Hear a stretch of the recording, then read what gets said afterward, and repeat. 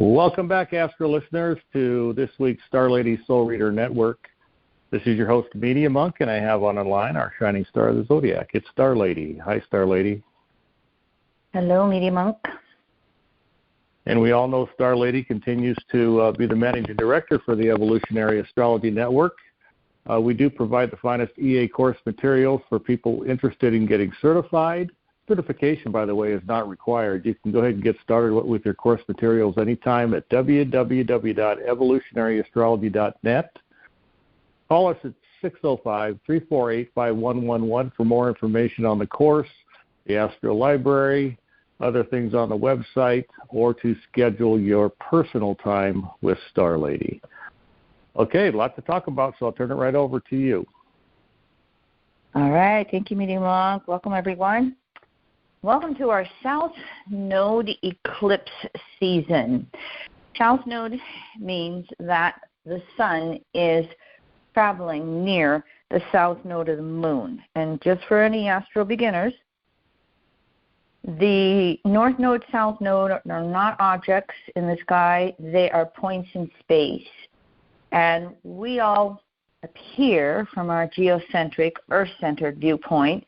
It appears as though the sun is going around us when we know in our heliocentric, sun-centered viewpoint, Earth is going around the sun. Well, on that apparent path of the sun, once a month the moon crosses that path, goes north, that's the north node, and then 2 weeks later it crosses the path going south, that's the south node. Those 2 points, north node, south node, nodal axis, they reverse through the zodiac, a complete cycle about once every 19 years, a little shy of that.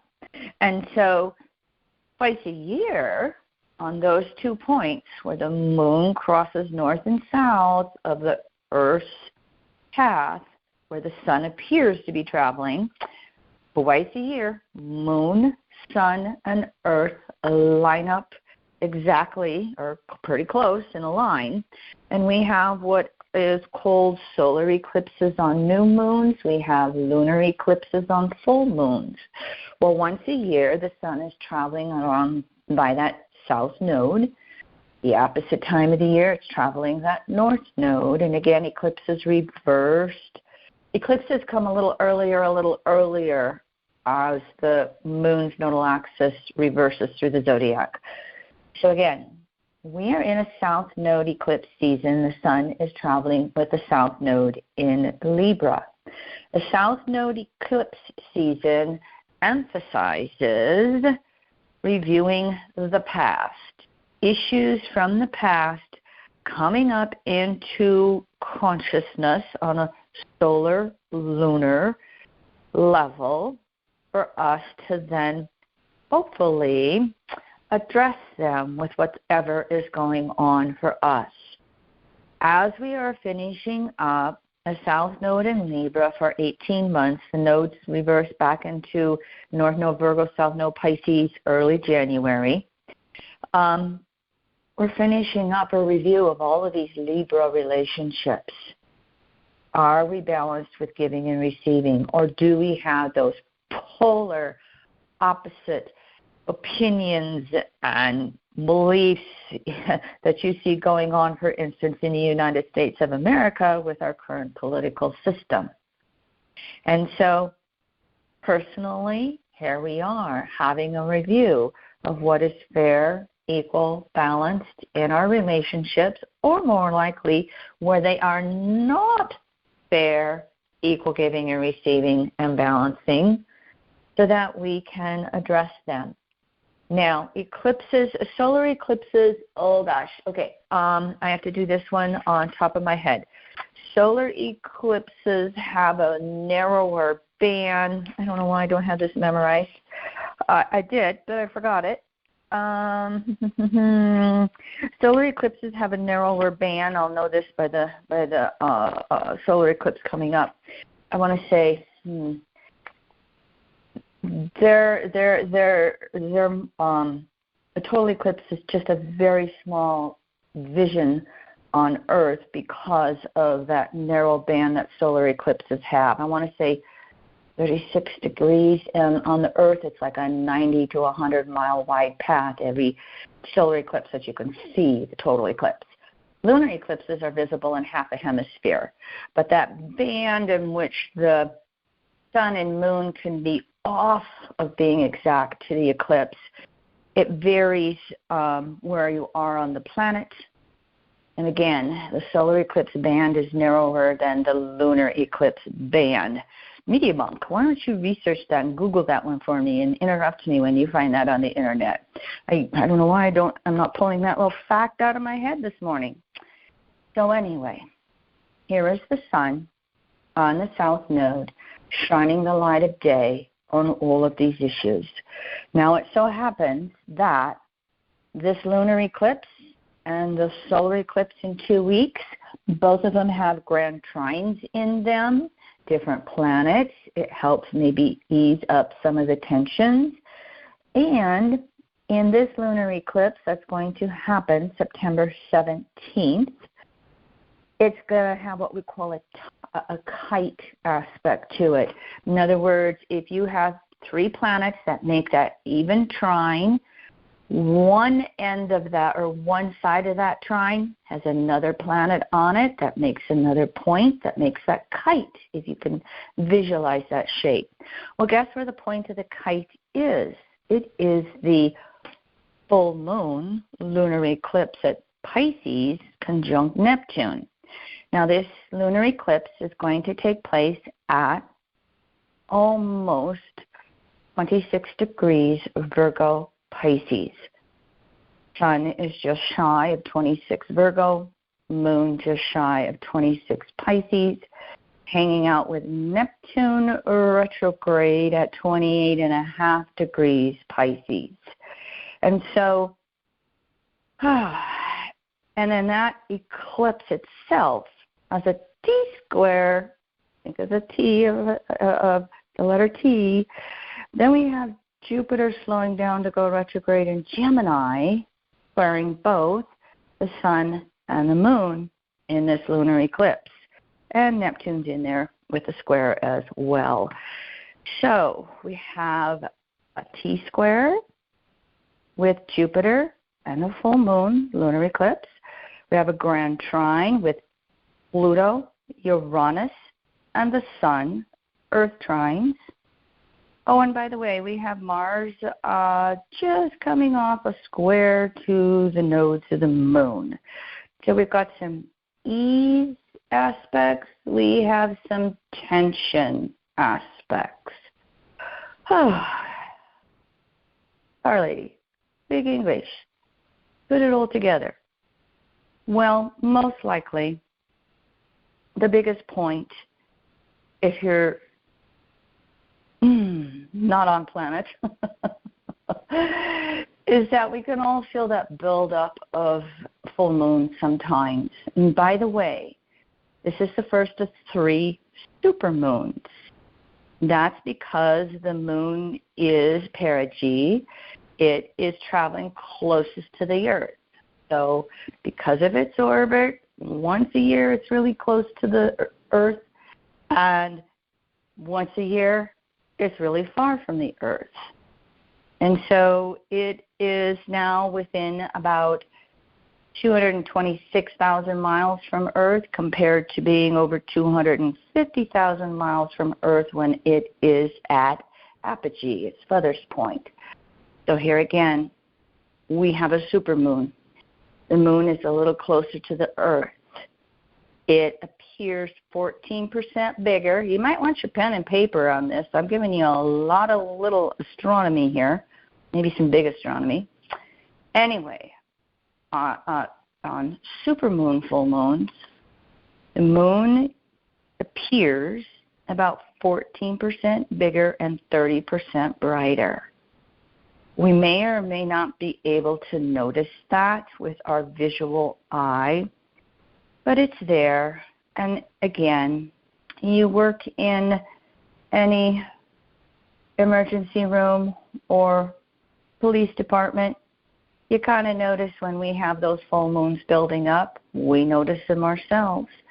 Full moon of Pisces, Where are you wanting to emotionally put your head in the sand? Where are you wanting to go into emotional denial or emotional fantasy? And with that sun in Virgo, the emphasis is going to be bursting our bubbles, bursting our fantasies apart, what is real, bursting our denials apart, what is real. And so, breathe deep. I'm going to repeat my Virgo and Pisces mantras, okay? The Virgo mantra: I discern with intuitive wholeness. I discern Virgo with intuitive wholeness. Pisces. My Pisces mantra: I am in wholeness with my reality. I am in wholeness, Pisces, with my reality. So this is going to be that flavor of this lunar eclipse when everything comes bubbling over on an emotional level, full moon conjunct Neptune in Pisces. And then because it's a south node eclipse season, how is this affecting my relationship with others? How is it affecting my relationship with myself? Now, part of that Virgo grounding is going to be helped by a grand trine in Earth. It just so happens that Pluto's going to go direct October 11th. And so right now we are literally having, on this lunar eclipse, I don't know the exact date, okay, but close to this eclipse season, we have Uranus and Pluto coming within 2.5 degrees of making a trine, waxing trine, first quarter trine, the results of all kinds of personal efforts. Personal on a one-on-one basis, personal on a collective basis.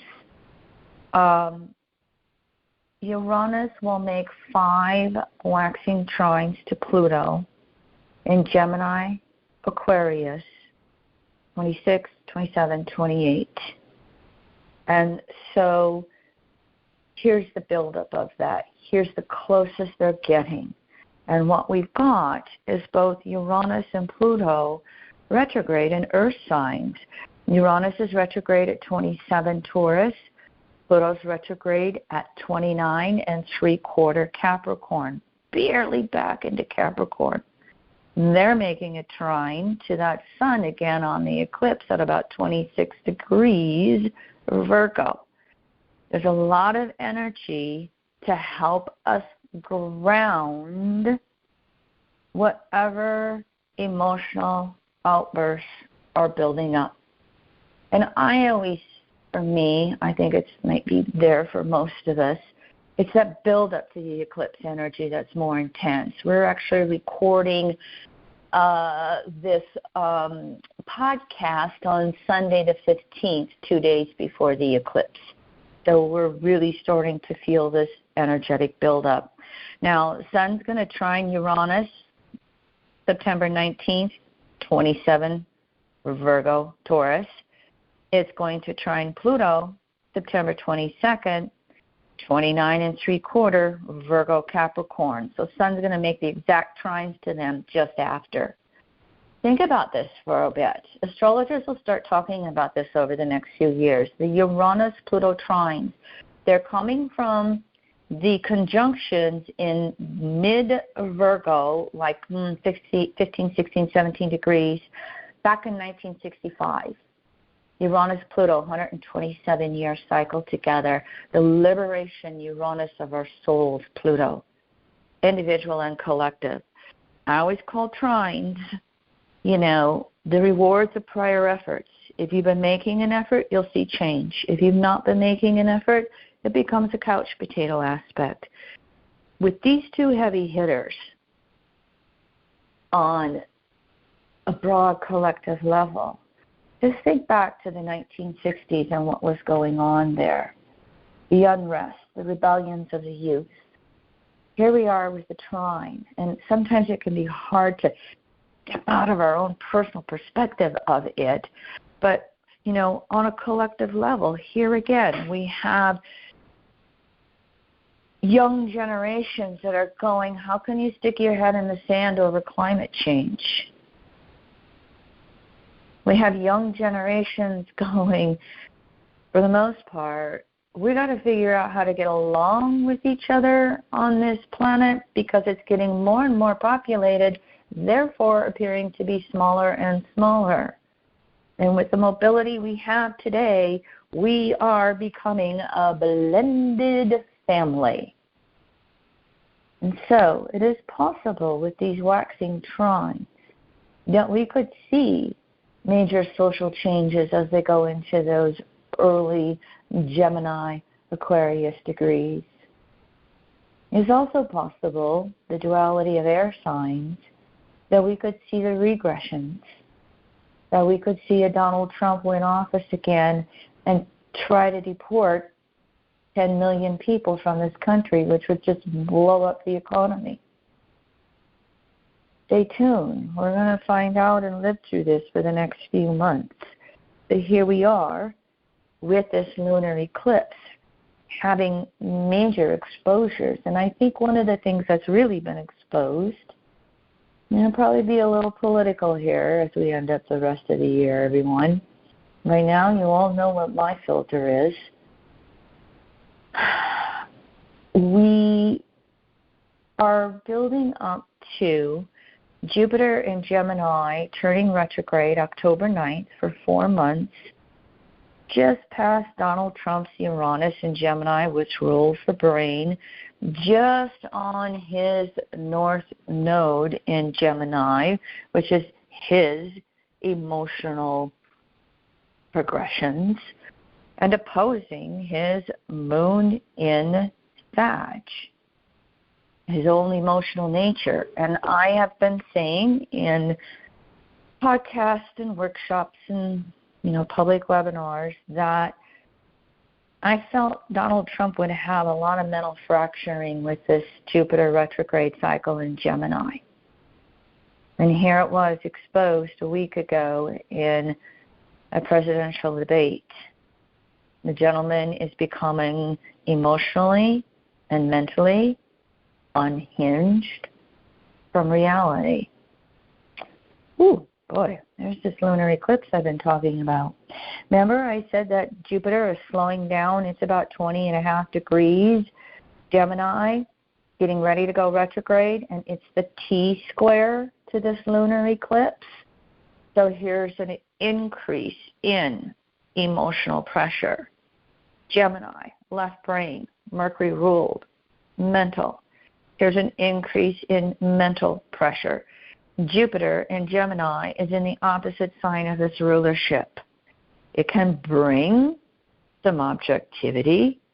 It can expose weak links from facts and truth, where we are in denial of a fact, the alternative fact. Do you remember that phrase? Or in denial of a truth and natural law that is observable, observed, correlate in reality.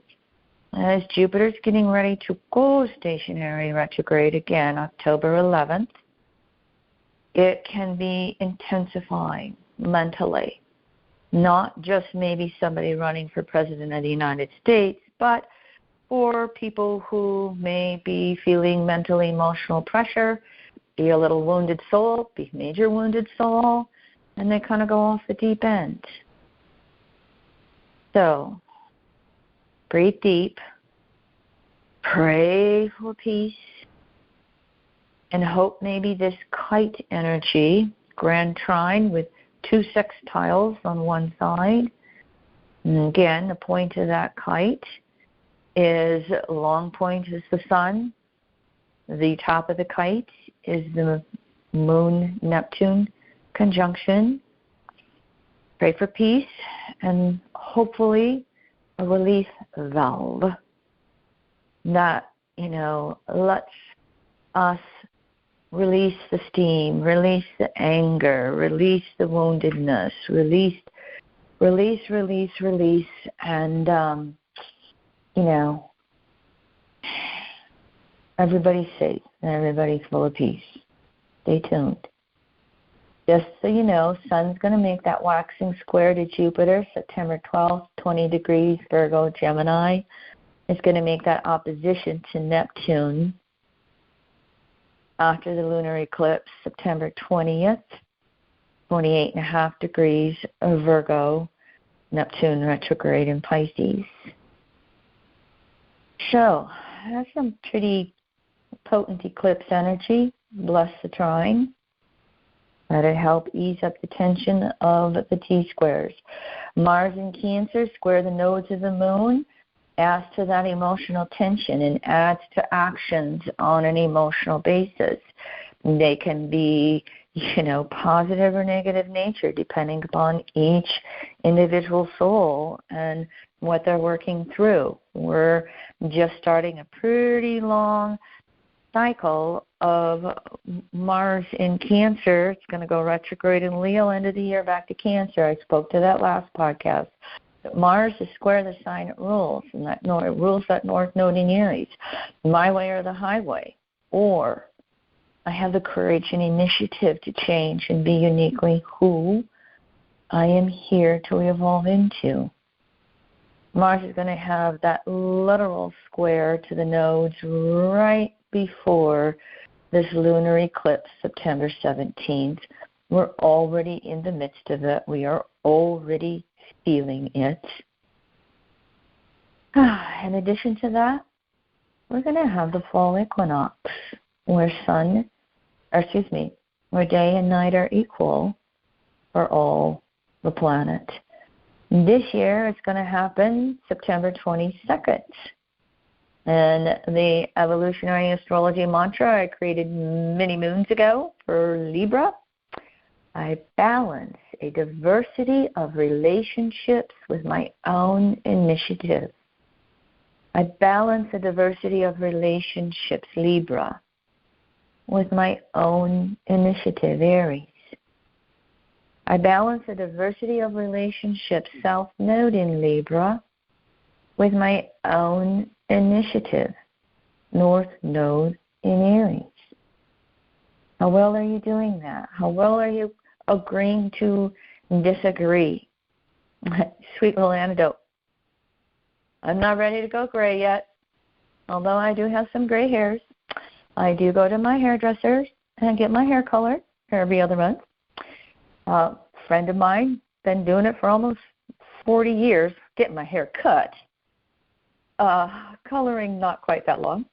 Been sitting in the hairdresser shop last week just before the debate, and the chair next comes in, a little old lady, and she starts making derogatory statements about Kamala Harris, and I swear my hairdresser could just feel the energy starting to come up off of me. And finally she looked over to the hairdresser next to her, and she goes, "We are in mixed company in this shop." And that's all that was said, and everybody quieted down. And I whispered, "Thank you." So I balance a diversity of relationships with my own initiative.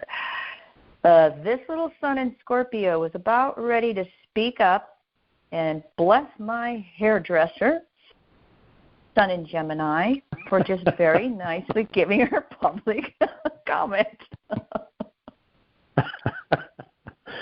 Yeah, having sitting beside you in a restaurant before with a similar thing going on in a packed restaurant, I know exactly how Patty felt. Where I do not stay quiet, honey? I spoke a few months ago about causing a gentleman to get up and leave a restaurant because he didn't like something I said. I live in a conservative area, and I'm tired of being silent, okay? Anyway, the band of the band of the zodiac, or the ecliptic, where we can have solar eclipses, is 18 degrees I you look couldn't that find up for it, me? but I'll clear. Never mind. When you get the summary of this, yeah, podcast, he'll put it in the write-up. He'll put it in the write-up. In the write-up, yeah. Evolutionary Astronet on our free forecast page of the website. We'll have it right there. So thanks for tuning in, everybody, and again, be peaceful on this. I'm not done. Okay. I thought you were just coming in to answer my question. Thank you, everyone. So here we are with the sun entering Libra, and on the same day, right on the heels of that, Venus is going to go into Scorpio September 22nd through October 17th. And Venus is just starting to slow down. It's leading the zodiac. It's I think it's up there as an evening star. We've been so busy, I haven't even had a chance to watch the evening sunsets. Venus in Scorpio, this is the opposite sign of one of its rulerships, Taurus.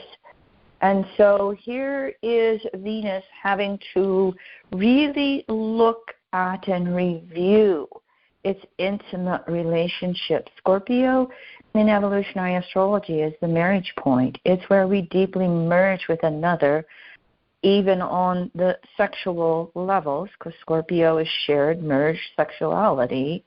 But it's where we deeply merge ourselves with another to osmosis and evolve. And so the distortions of Venus and Scorpio are those famous Scorpio words, obsessive, compulsive, blah, blah, the stalker, the intensity of all that. But the intent of Venus and Scorpio is to deeply merge with another, including emotional levels, because Scorpio is water, the emotions.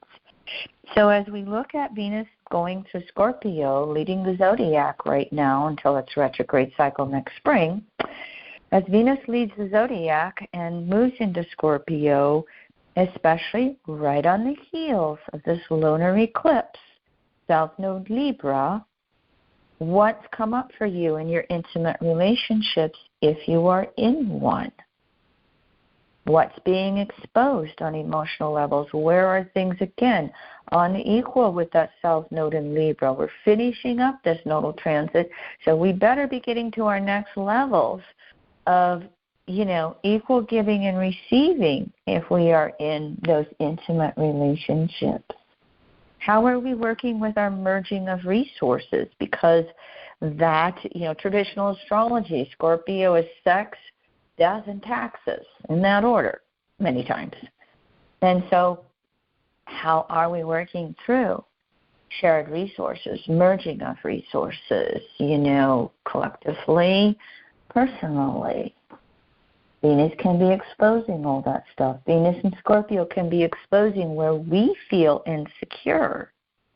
And if we have any of that insecurity come up, then we got to go to the polarity Taurus and work on our own inner security, our own inner self-reliance, because then we are better able to address the giving and the receiving and the beginnings and endings that can happen when planets move through Scorpio.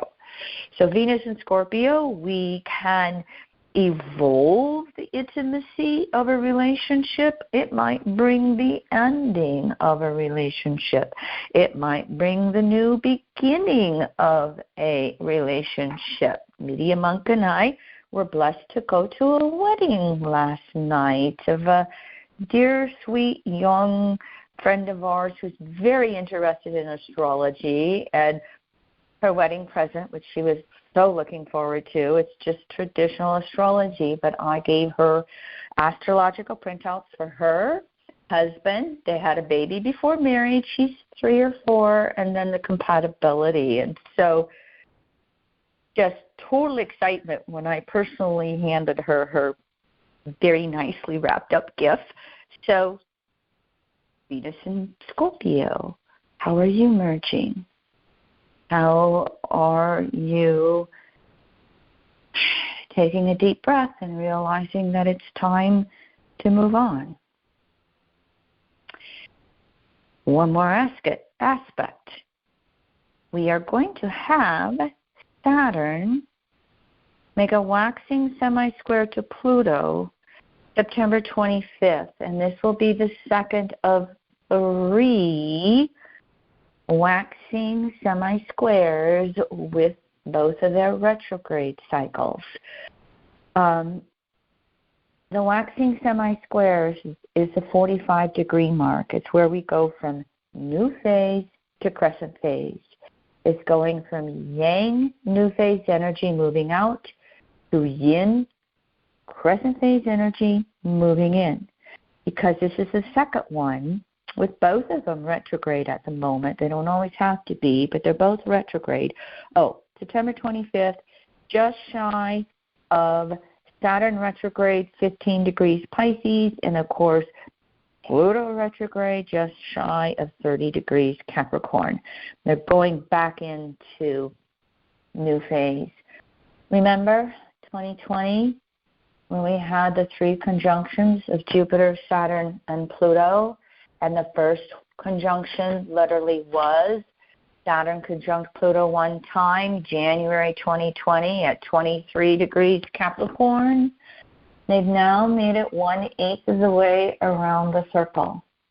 So those waxing semi-squares are Saturn and Pluto reaching some of the limits of what they can do in this physical, real world on a soul level.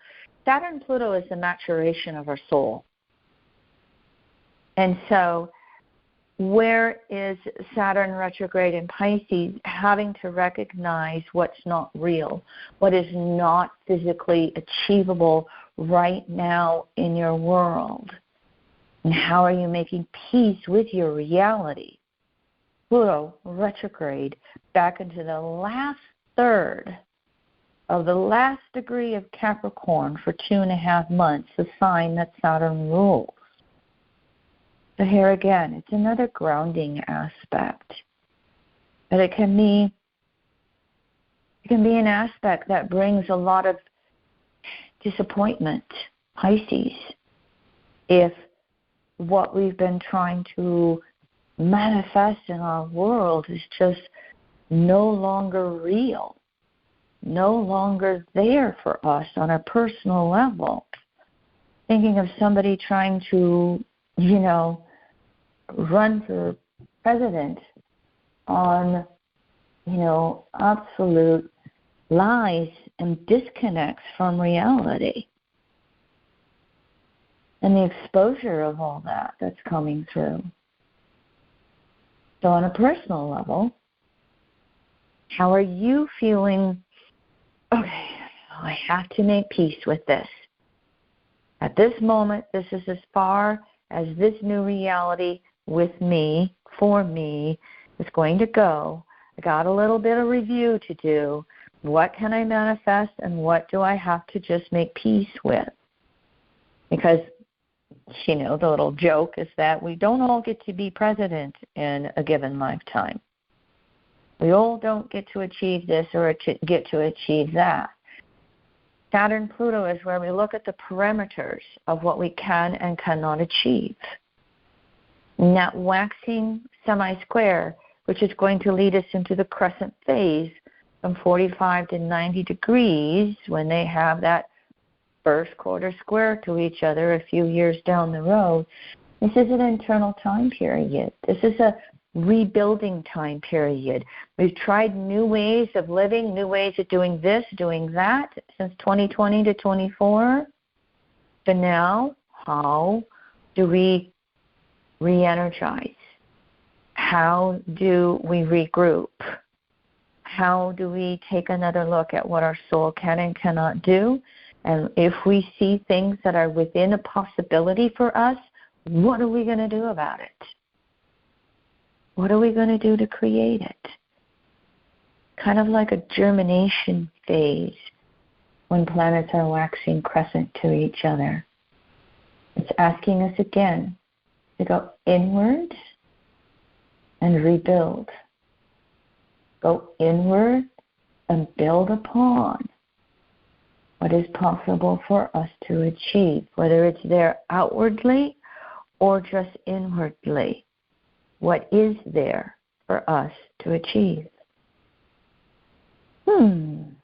Finally, Mercury is going to go into Libra September 26th through October 13th. It is starting to pick up speed again. It is going to make its exterior conjunction in the underworld to the Sun September 30th at about 8 degrees Libra. Sun over South Node, September 29th, 6.5 Libra. Mercury over South Node, September 29th, 6.5 Libra. Mercury overtakes the Sun. Again, it's in the underworld, far side of Earth. September 30th, 8 degrees Libra. Just a few days before the solar eclipse, October 2nd, 10 Libra. So as Mercury goes into Libra here, just before and then during the solar eclipse, early October, more of reviewing those relationships and trying to balance all of those relationships. There may be some hellos, there may be some goodbyes, there may be some changes of relating parameters. And I like to say with Libra, it's not just potential partners or partners. It's square Cancer, family. It's square Capricorn, career. It opposes Aries, ourself. All relationships are up for review. So as we move through the end of September and early October, lunar eclipse, solar eclipse, are all of your relationships working to reach a new equilibrium. All the best. See you in 2 weeks at the solar eclipse. Okay, Media Monk, now I'm done. Thank you, everyone. Well done. So you know where to get these podcasts on our free forecast page of the website at EAN and also on our Evolutionary Astronet YouTube channel and other places. So until next time, move with joy and lots of passion on this always relationship building journey to the core of our souls. Thanks for listening, everyone.